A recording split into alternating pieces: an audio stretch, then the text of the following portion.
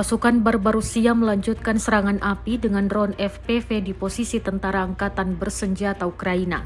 Bangunan yang dihuni tentara Ukraina dan sekaligus menjadi objek vitalnya digempur secara brutal.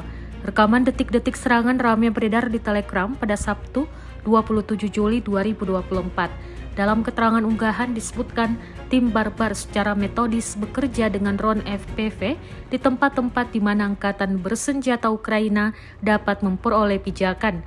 Serangan tersebut diklaim Rusia sangat efektif sehingga angkatan bersenjata Ukraina harus meminimalkan pergerakan mereka karena kehilangan personel dalam jumlah besar.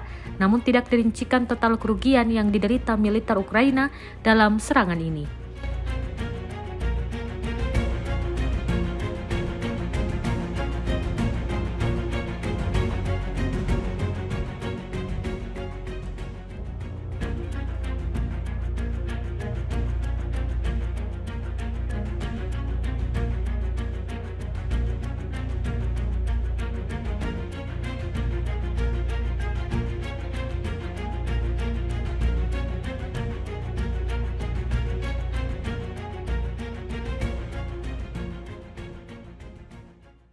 Download Tribun X sekarang, menghadirkan lokal menjadi Indonesia.